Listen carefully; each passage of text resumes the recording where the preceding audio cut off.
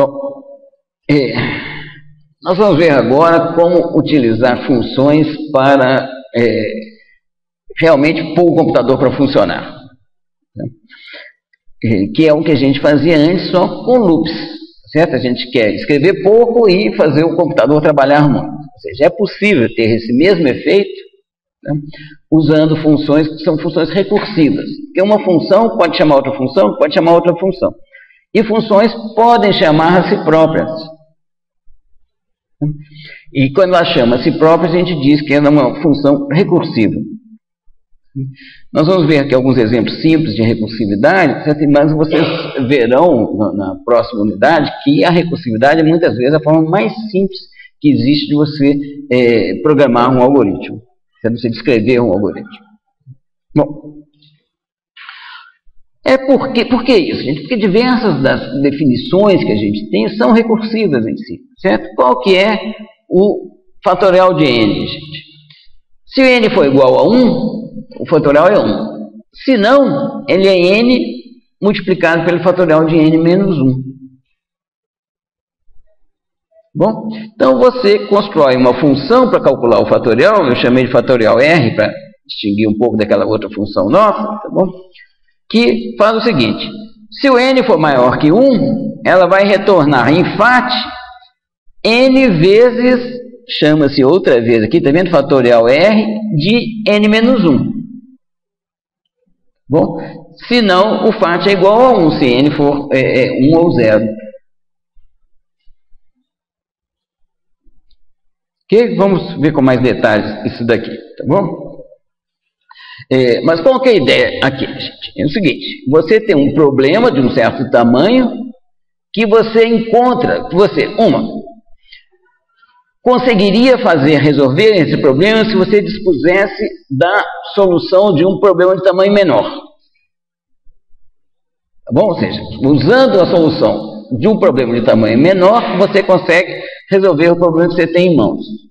Bom, e para resolver esse menor, você pode precisar de um menor ainda, que pode precisar de outro menor ainda. Mas existe um caso base, um caso trivial, normalmente, onde o seu problema já está resolvido. Então, você vai diminuindo de tamanho até chegar em uma situação trivial. Certo? O fatorial de 1 é 1. Pronto, e para aí. Ou seja, o problema é suficientemente pequeno para não necessitar de mais chamadas recursivas. Vamos ver mais exemplos aqui, gente. Isso aqui, gente, é a mesma fatorial R aqui que eu pus dois comandos aqui, tá vendo? De printf 1 para o início da execução do fatorial R e outro no término, quando está quase terminando. Bom, se eu chamar com n igual a 5, o que acontece? Eu começo a execução de fatorial de 5, que, nós sabemos, vai precisar do fatorial de 4.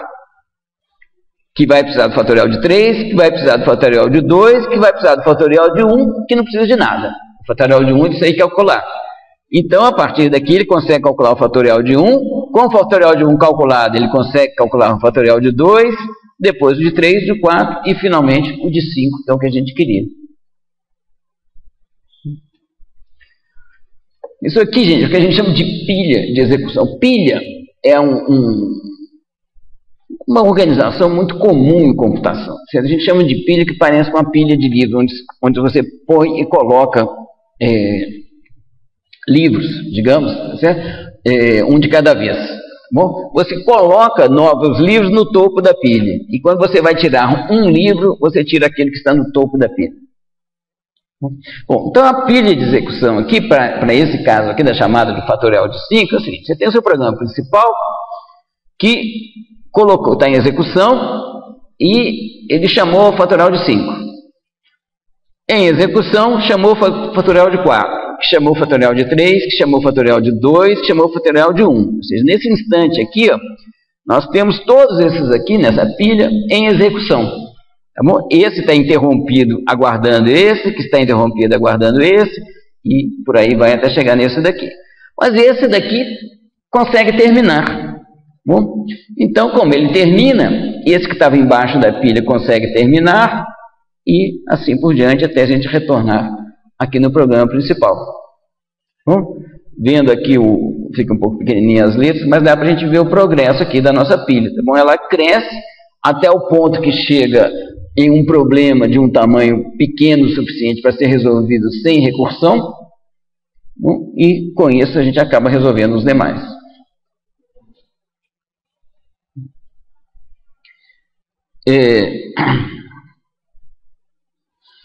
A gente pode usar esse tipo de raciocínio, gente, para todos aqueles loops que a gente viu na aula passada. Se a gente quer calcular a soma dos valores de um vetor, soma dos valores de todos os elementos de um vetor. O que é essa soma? Você tem um vetor de n posições.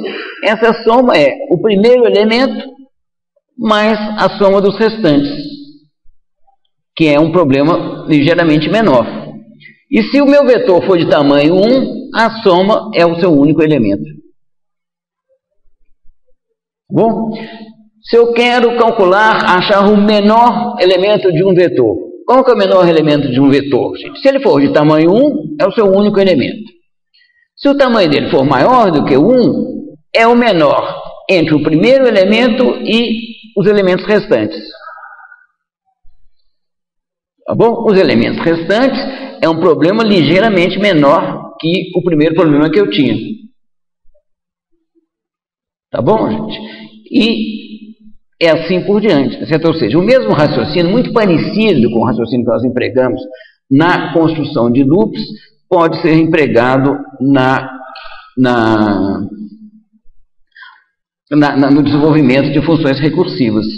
Certo? Ou seja, você parte de um problema de um tamanho e fala assim, eu tenho esse problema aqui. Se ele for pequenininho, você resolveu direto. Se não, eu consigo resolvê-lo se eu conseguir resolver um menor.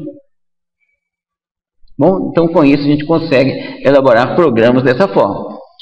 E pode ser assim, não precisava de ser só o primeiro, tá certo? Aqui, ó, no caso que está escrito aqui, é o seguinte. Se o vetor é de tamanho 1, o menor é aquele único elemento. Se não, ele é o menor entre o mínimo da parte esquerda e o mínimo da parte direita. É uma outra possibilidade. Bom, mesmo raciocínio, gente. Tá? Você tem um problema de um tamanho que você resolve encontrando soluções para problemas menores. Ok? Bom. Concluindo então a nossa aula aqui, gente. Funções são uma ferramenta muito útil de modularização. Bom, gente, ninguém faz um programa sério sem utilizar funções. Bom, um programa sem funções, ele vai crescendo de uma forma que você perde o controle dele. Bom, um programa com funções você consegue dominar. Bom, quando fala assim, código de 1 milhão de linhas, existe código de 1 milhão de linhas? Existe. Como é que alguém consegue escrever um código? Primeiro, são várias pessoas.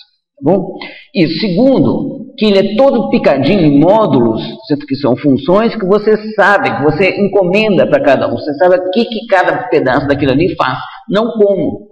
Certo? E você monta todas essas peças para conseguir obter um programa mais complicado. Bom, um programa que tenha 200 linhas já é um programa bastante complicado de você entender se você fizê-lo linearmente. Certo? Se fizer ele monolítico. Quando você quebra em módulos, você adquire o domínio disso daí. Tá bom? As coisas ficam mais fáceis. Tá bom? Bom, o que mais? Recursividade, gente. Os exemplos de hoje são mais fracos, vocês terão a ocasião de ver que muitas vezes a formulação recursiva é, de longe, a forma mais fácil de resolver um problema. Tá? E esse desenvolvimento por refinamentos sucessivos, que é outro ponto importante. Ou seja, você vai desenvolvendo, adiando decisões. Tá? Ou seja, primeiro você define o que você quer e deixa para depois como que você vai obter aquilo que você quer. Ok, gente? Então é isso aí, nossa aula de hoje.